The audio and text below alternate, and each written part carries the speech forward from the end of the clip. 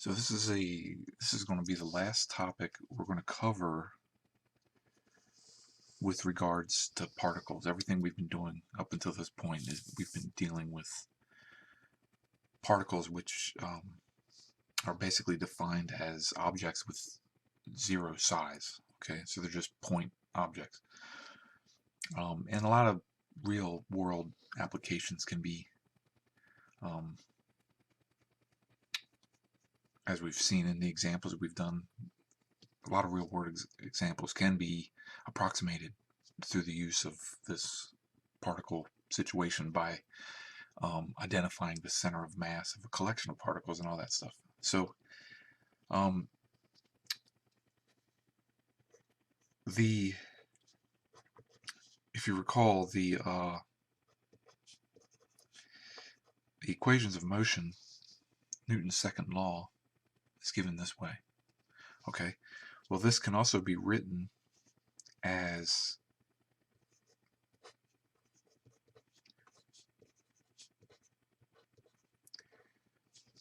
the rate of change of this quantity.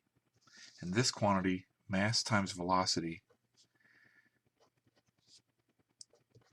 is called the momentum. Okay. So then we can rewrite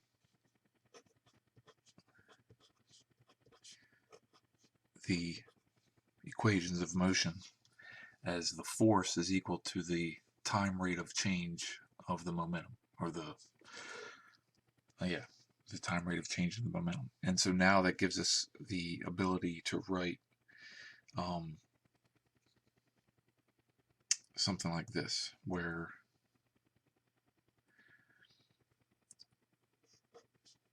so if we can integrate this equation, right? Oops.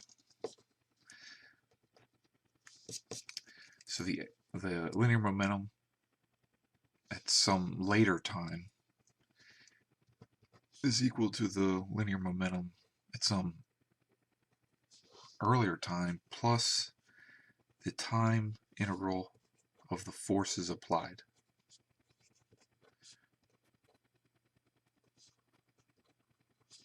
All right, so if I have a force applied to a particle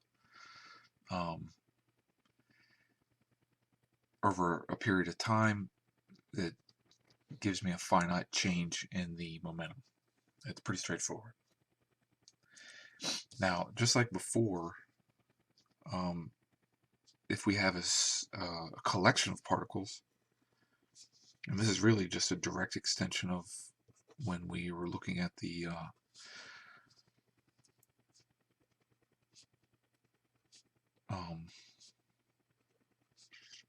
equations of motion for a system of particles.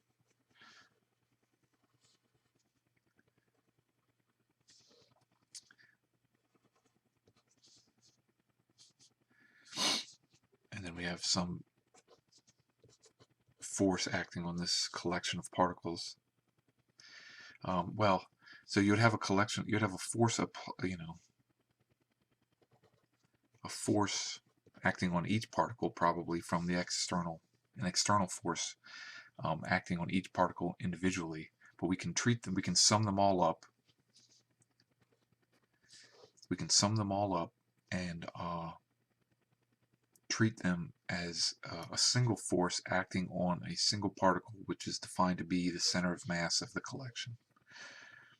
All right, and so another way of writing that is that the sum of the linear momentum,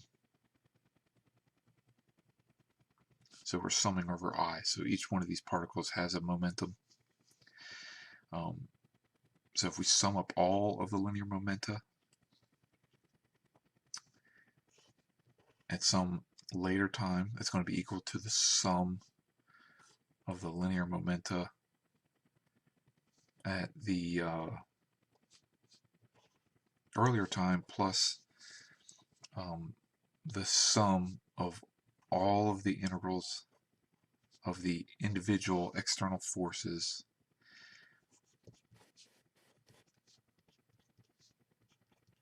okay, so we just sum them all up. That's what we're doing here. Or we can define the linear momentum of the center of mass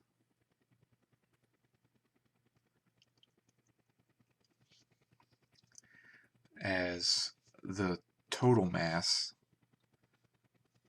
times the total mass of all the particles. I'll write that down here in a second.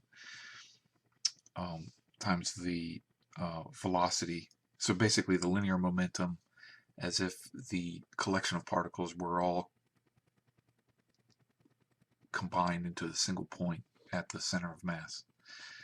And then again, m is just the sum of all the individual masses.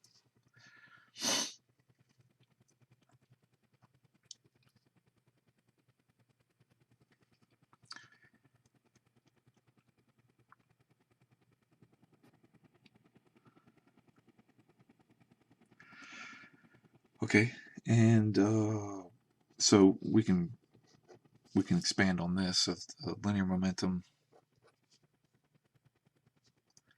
at a later time is equal to the linear momentum of the center of mass at some later time is equal to the linear momentum of the center of mass at the earlier time plus the time integral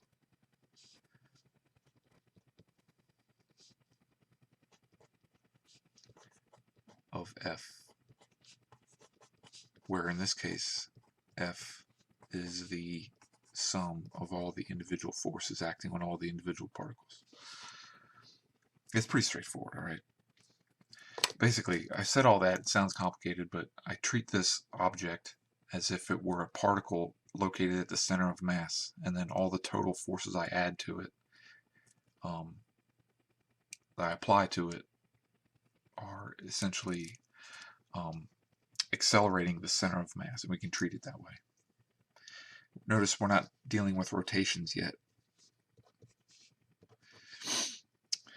Okay, so impulse.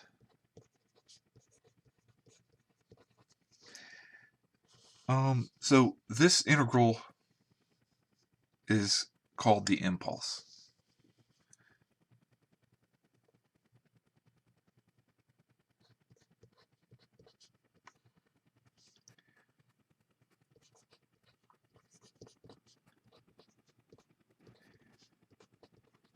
That's called the impulse. All right, and this sort of formulation is particularly useful when we deal with very short duration forces.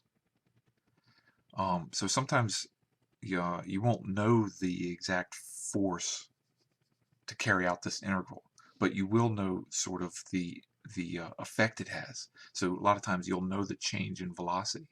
Like if you've ever been in a car accident, like they sort of quantify the effects of a car accident as the change in velocity, or the delta V, they call it.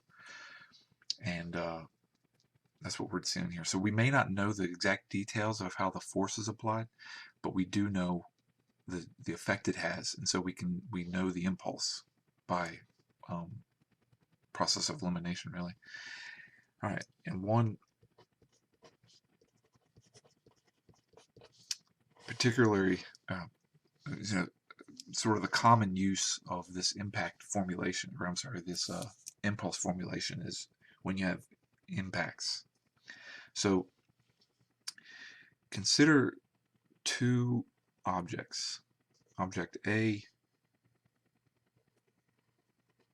and object B. All right, so this object A has a linear momentum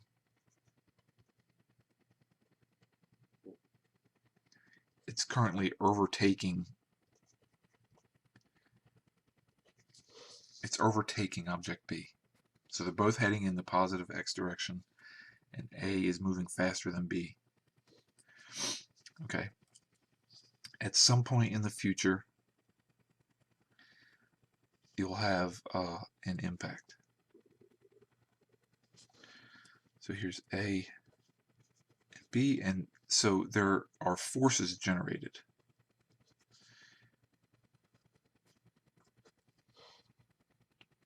Okay. there's this right at, so what happens is they come together and the two objects will start to deform. All right, so this initial force is the impulse of p dt, where, say, if this is p dt, the integral of p dt, this one clearly is the negative. They're the same force. So if we take the force of A acting on B to be positive, then the force of B acting on A would be just the same force, but the same magnitude, but in the opposite direction. Okay, and this occurs, we use this P value to describe the force that occurs prior to maximum deformation. So these two things come together and they deform, and that for a brief period of time they are they have the same speed. So they come together, they squish together. At some point in time they carry on with the same speed, and then they start to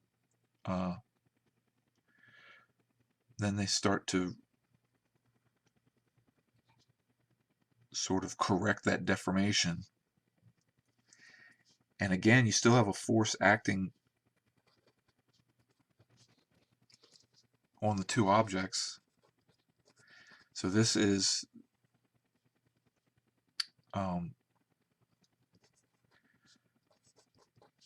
the force of A acting on B, and this is the force of B acting on A, but it's the same magnitude, just opposite sense. And then, so there's two periods here. We break it up into two periods. So they initially collide and they start to squish together. That we categorize that impulse separately. Then after they've reached maximum squish, they start to come back apart. That's quantified in a different way. We use those two different variables. And the reason will become clear here in a second. But now, after that impulse is applied, the two objects are separated, and there has been a linear momentum exchange between the two, where now the linear momentum of B is greater than the linear momentum of A. So they come together, they do this fairly complicated interaction, and now B is proceeding away ahead of A. All right. So we call this P dt, the integral of P dt, this is called the deformation impulse. And this integral of R dt, this is called the restitution.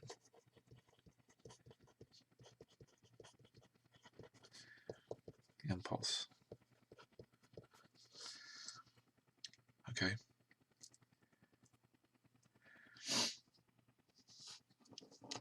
And to analyze this situation, first thing, notice that there are no external forces acting on this. So we can treat this as a collection of particles with no external forces acting on it, right? All of the forces that are going to be acting on it, acting on the objects, are going to wind up being internal from the collision. So we start by writing down just the fact that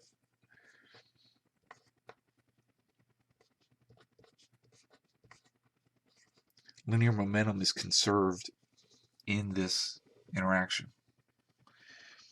And so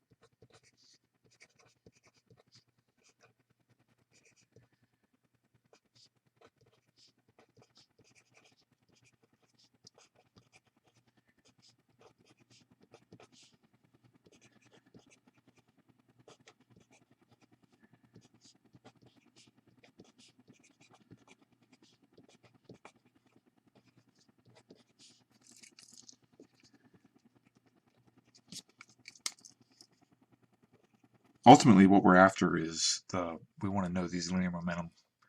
If we know the linear momentum coming in, what's the linear momentum going out, or we may be asked questions about, masses of the objects or something like that.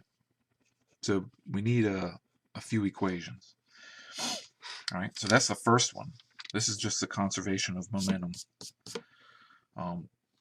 Because there is no external forces, the momentum is conserved.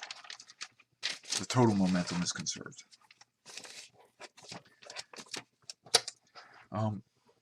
And to get another, we need some more equations usually. There's going to be at least, two unknowns, perhaps the final momenta or something like that. So to do that, we first analyze the impact up till this point. All right, and we analyze rather than treating them as a collection of particles, we just look at each one individually.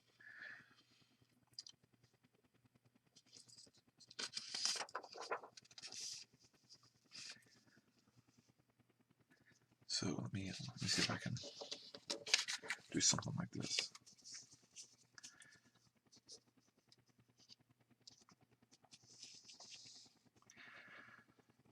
So, all right. Assuming the particle doesn't change the mass, the mass is conserved. The particle, no mass of the particle is being gained or lost. We can write it like this.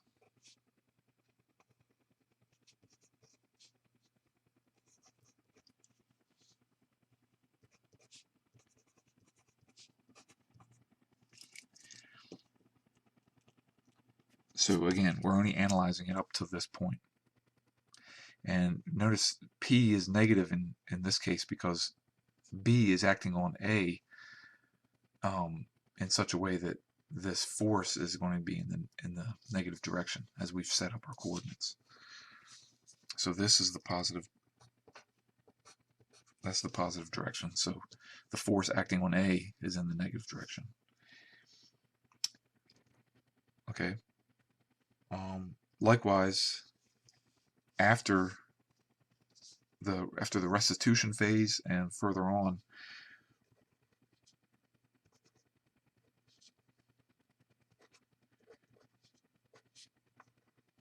we can write this equation.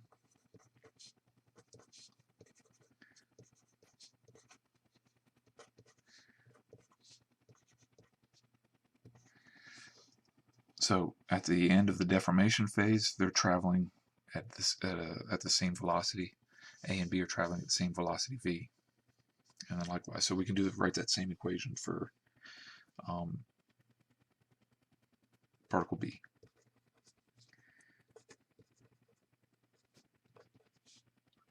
Except to get plus signs.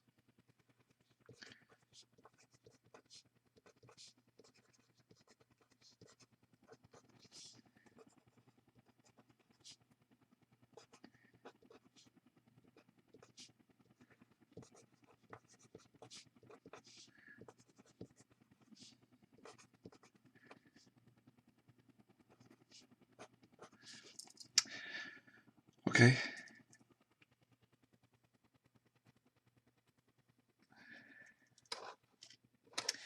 And now we're going to introduce what's called the coefficient of restoration.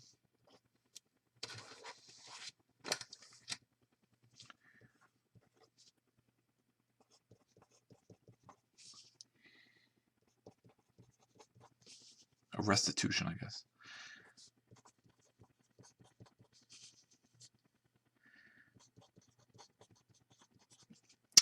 And it is a property of the collision. It's a property of both particles and the aspects of the collision. And it varies from 0 to 1.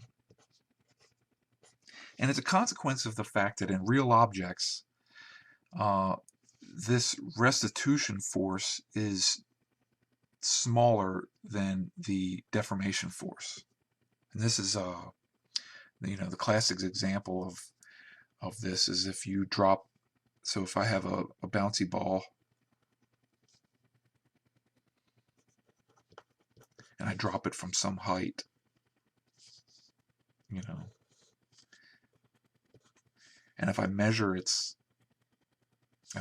the height as a function of time,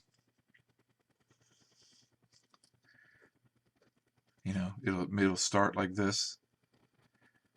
It'll bounce once, and then it won't come all the way back up to where it was. It does something like this. You see what I'm saying? So there's energy loss. There's clearly energy loss in each one of these bounces, and we account for that through this idea of the coefficient of restitution, and it's formally defined as just the ratio of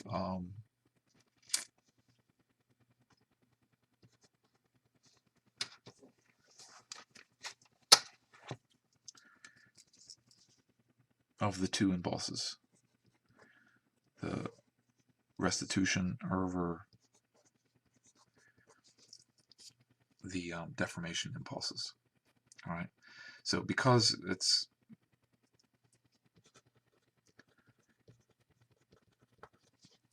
so that's just a typical example, but in collisions this is true. All right, so here we got some more equations to play with, and we can find out what E is.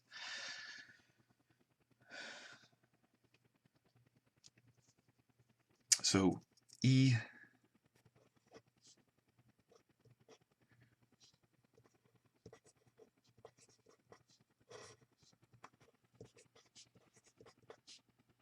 and we can rearrange these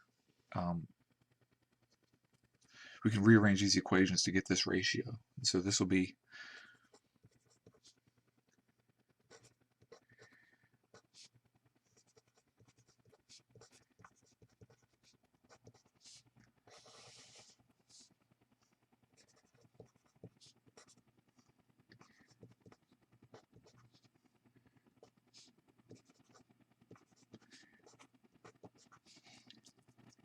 and the masses cancel.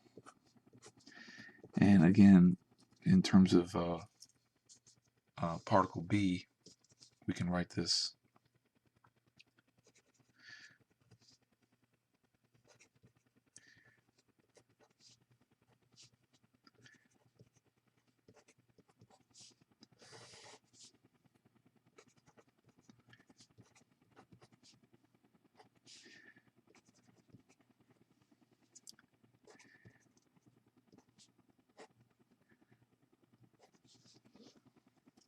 and masses cancel. Okay.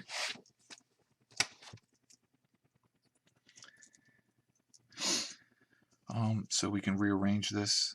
We can just using this relationship here.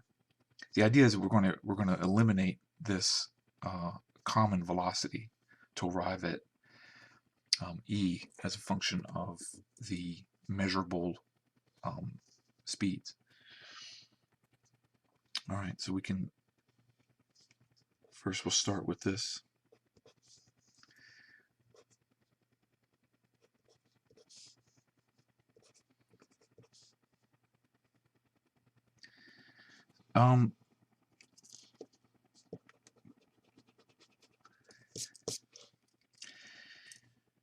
Because everything is one-dimensional, we're going to just deal with the magnitudes of the speed. All right. Because it doesn't actually even make sense to divide by velocity, by vectors.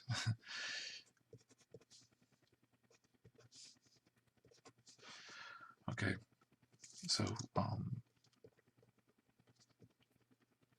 just understand that we're dealing with the components in the x direction, and they're all positive by the setup of the problem.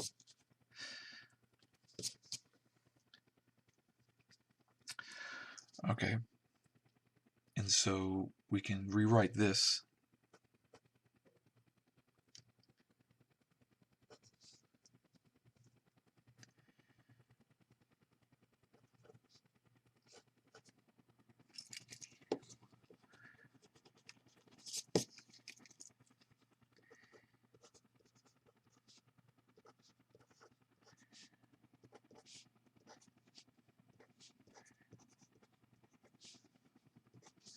And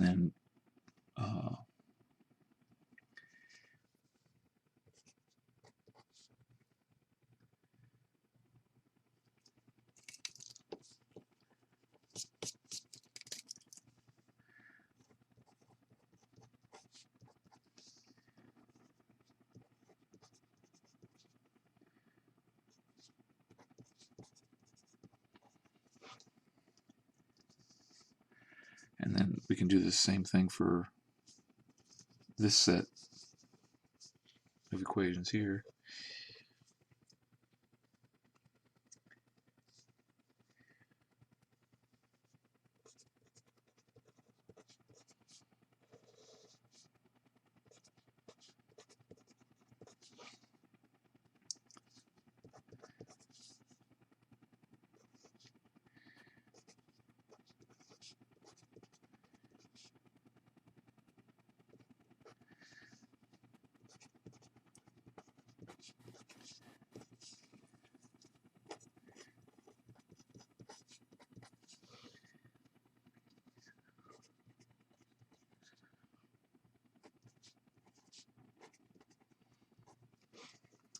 If we divide these two,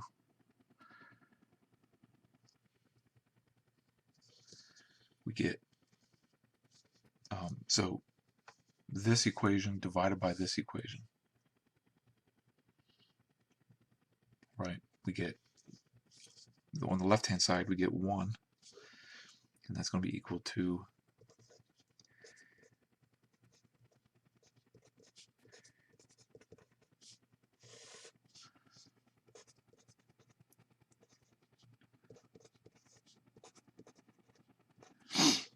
and again multiply through by the bottom there, and we get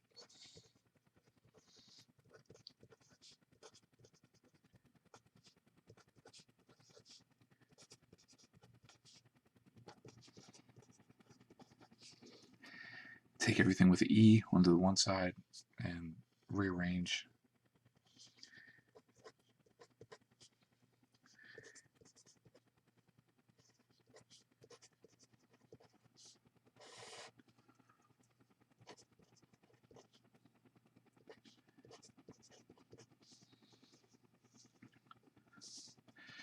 So just based off of the incoming and outgoing velocities, we can determine what this E value is. Okay, and so let's, like we said before, E ranges from 0 to 1, and E is a property of the details of the collision as well as the details of the object. So in order to use it, you need to acquire data that's as close to your particular situation as possible. Okay, and so let's look at the border cases. So when E equals 0, this is called plastic impact.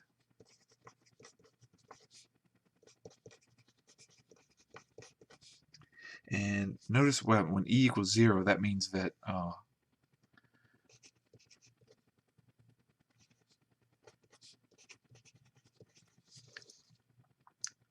that the two outgoing velocities are the same. Okay, what that means is you had your two objects, they come together and they deform, and then they stay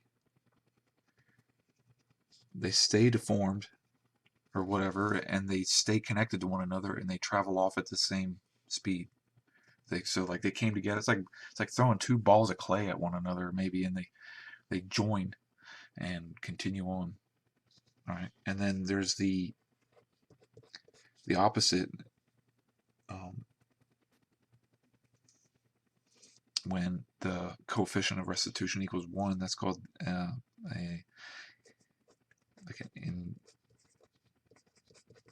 it's called an elastic impact. And when that equals 1, that means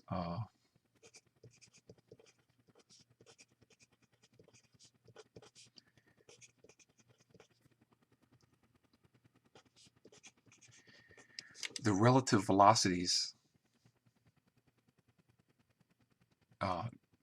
change. You see what I'm saying? Like, or they swap.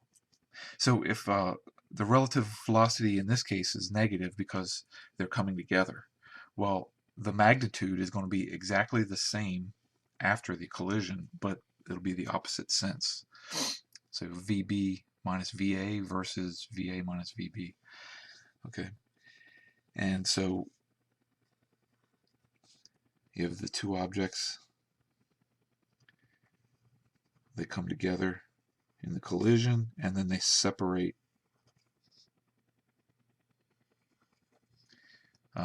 at the, they're going to be separating at the same rate that they came in at.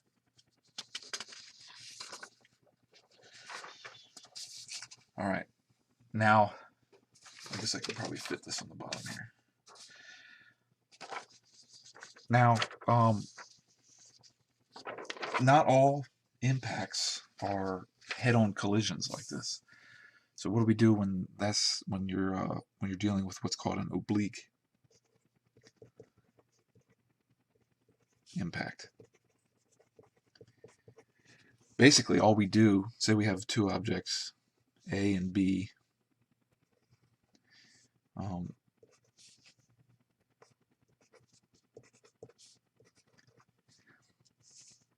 and they come together, like they just have like a glancing blow or something like that. So you have A and B.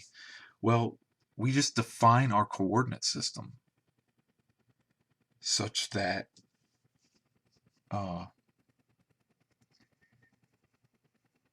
we just define our coordinate system in a convenient way, where we set up the x coordinate to be along the what's called the line of impact.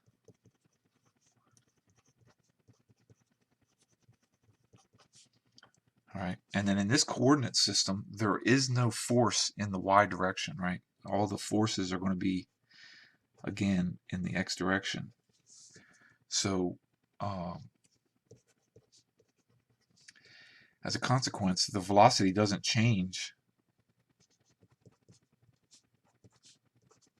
There is no change in the velocities of the two objects.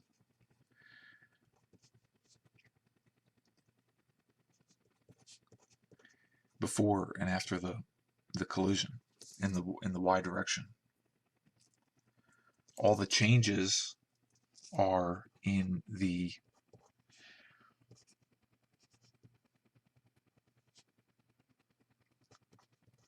x direction. So we just use the same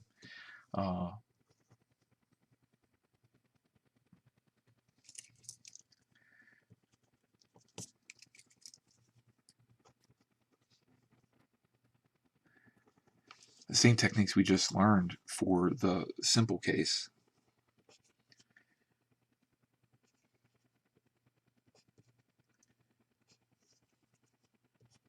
But only for the x direction. The y direction remains unchanged.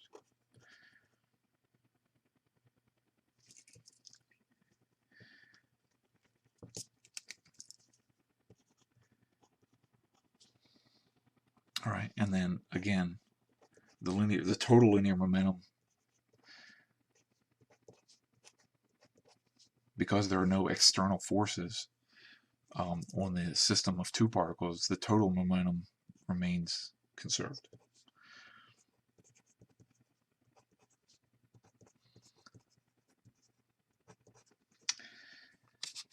Again, we'll be doing some examples, and it should be clear after that. I hope